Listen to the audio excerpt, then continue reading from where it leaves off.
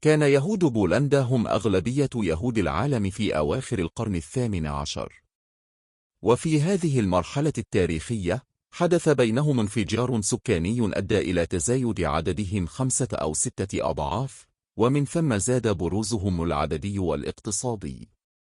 كما شهد المجتمع البولندي آنذاك بداية ظهور طبقات محلية بديلة وأجهزة قومية تحل محل الجماعة الوظيفية الوسيطة.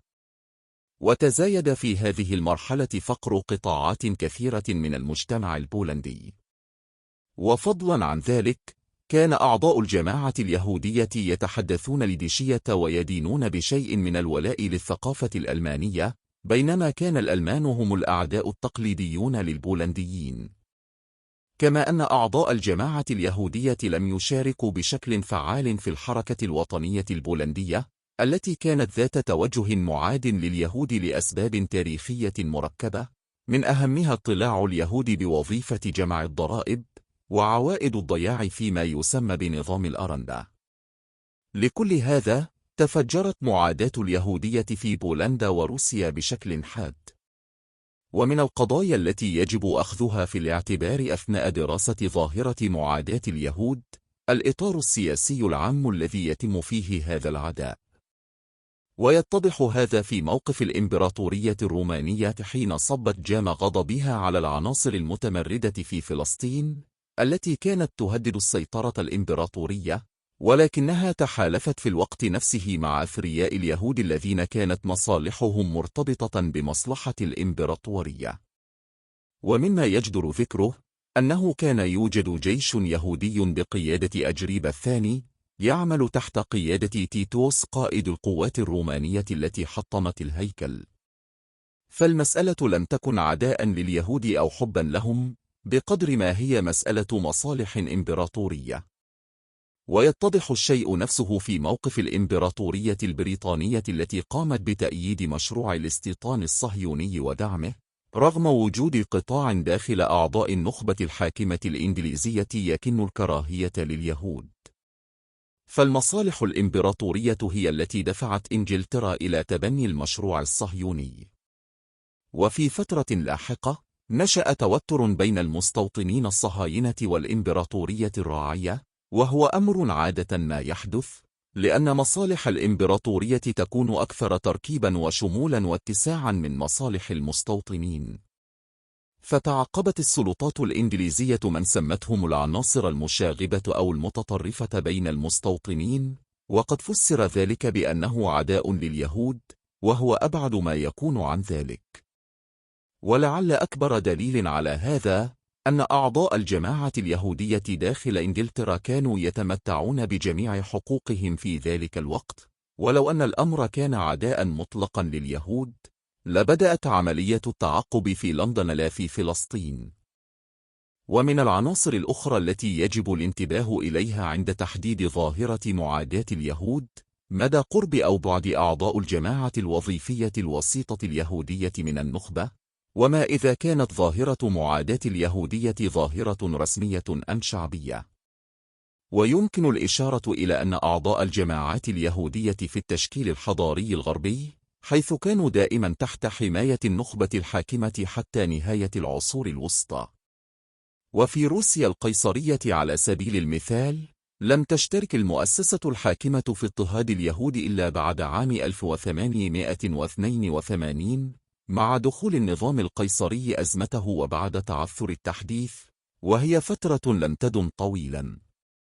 وقد استؤنف التحديث مع ثورة روسيا عام 1905 ثم الثورة البلشفية، وأصبحت معاداة اليهود جريمة رسمية يعاقب عليها القانون. وحتى قبل ذلك التاريخ كانت تتم معاقبة من يقومون بالمذابح الشعبية، وكان التمييز ضد أعضاء الجماعات اليهودية يتم داخل إطار القانون، ويهدف إلى ما كان يسمى إصلاح اليهود. كما كان هناك التمييز بين اليهود النافعين واليهود غير النافعين، وكان النافعون يعطون حقوقهم كاملة ويتحركون خارج منطقة الاستيطان. هذا على عكس المعاداة الشعبية لليهود، والتي لم يكن ينظمها إطار، وكانت عبارة عن تفجرات تعبر عن الإحباط، ومذابح لا تهدف إلا للتنفيس عن الضغط. ويمكن النظر إلى الظاهرة النازية من هذا المنظور باعتبارها ظاهرة حديثة.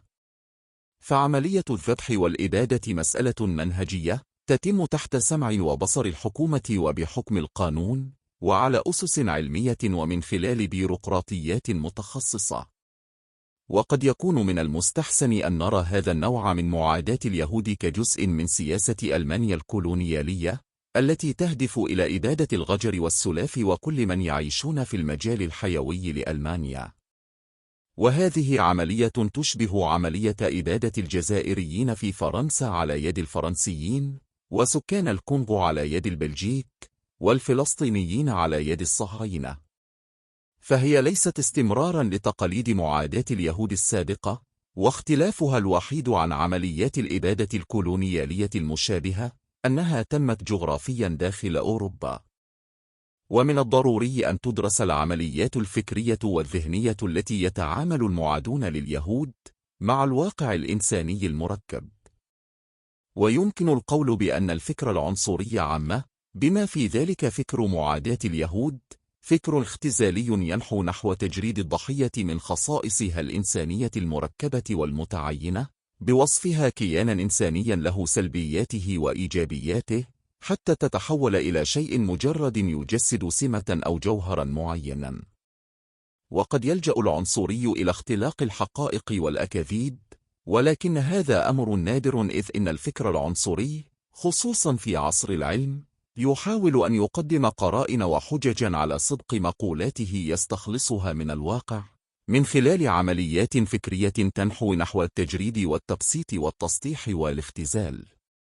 ومثال على ذلك: أولا، التركيز على عنصر من الواقع دون غيره، حيث كان العنصري يركز على إحدى سلبيات بعض أعضاء الجماعات اليهودية كاشتغالهم بتجارة الرقيق الأبيض وعزلهم عن إيجابياتهم، كالحرب الشرسة من جانب الجماعات اليهودية ضد هذه التجارة.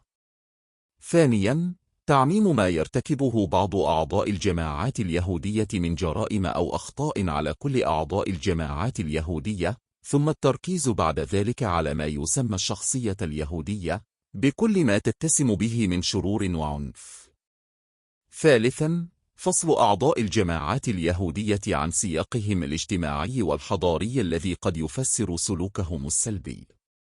عدم الربط بين الجماعات اليهودية وغيرها من الجماعات البشرية التي قد تشترك معها في الصفات السلبية نفسها، وذلك بهدف خلع صفة الإطلاق على صفات اليهود حتى تكتسب بعدا نهائيا وتبدو كأنها مقصورة عليهم دون سواهم من البشر.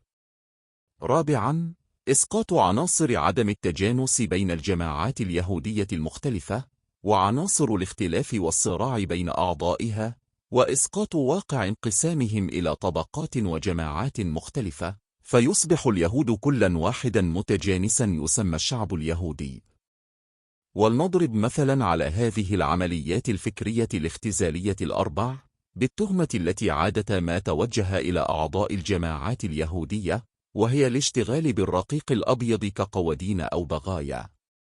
وهذه حقيقة مادية وإحصائية، ففي الفترة من 1881 وحتى 1935 كان ثمة وجود يهودي ملحوظ في التجارة المشينة، ولكن العمليات الفكرية العنصرية تركز على هذا العنصر السلبي وتعزله عن إيجابيات اليهود.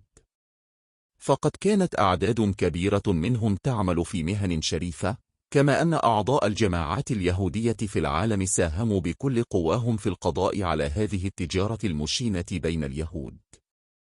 ومن ناحية أخرى، يطلق أعداء اليهود هذه الصفة على كل اليهود أينما كانوا، مع أن نسبة اليهود المشتغلين بهذه التجارة قد تكون أعلى من نسبة المشتغلين بها بين الأغلبية. أما العملية الفكرية الثالثة، أي فصل اليهود عن سياقهم الاجتماعي والتاريخي، فهي أهم العمليات. وفي الواقع، فإنه لا يوجد أي ذكر للجماعات البشرية الأخرى التي اشتغلت بتجارة الرقيق الأبيض في الفترة نفسها، ولا لواقع أن الجماعات اليهودية في أوروبا كانت تتمتع بمعدلات عالية من التماسك الخلقي والاجتماعي، يفوق المعدلات السائدة بين أعضاء الأغلبية. حتى أن ظاهرة الأطفال الغير الشرعيين كانت غير معروفة تقريبا بينهم قبل عمليات التحديث والعلمنة التي حدث بعدها الانحلال الخلقي. أما العملية الرابعة فهي كامنة وراء العمليات السابقة كافة. وكثيرا ما تنعكس هذه العمليات الفكرية في أساطير وصور إدراكية ثابتة تنسب إلى اليهود خصائص سلبية ثابتة.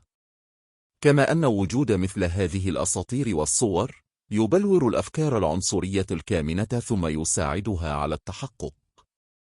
ويمكن أن تكون هذه الأنماط الثابتة متناقضة، كأن يتبع فريقا داخل المجتمع نمطا معينا ويتبع فريق آخر نمطا آخر يناقض النمط الأول، مثل اليهودي الجبان الذي يخاف من أي شيء، واليهودي العدواني الذي لا يخشى شيئا.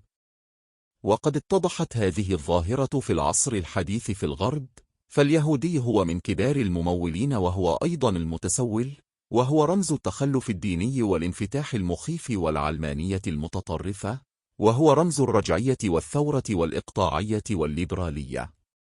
فإذا كان كارل ماركس يهوديا، وكان روتشيلد يهوديا، ومائير كهانا يهوديا، ومارلين مونرو يهودية، وكذلك فرويد وأينشتاين وتشومسكي، فلا بد أن هناك ما يجمع بينهم.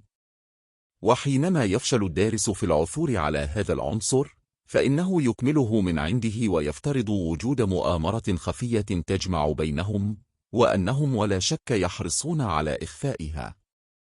ولكن التناقض أمر لا يضايق العنصريين نهائيا، فالإنسان العنصري إنسان غير عقلاني، لا يقبل الاحتكام إلى أي قيم أخلاقية تتجاوزه وتتجاوز الآخر.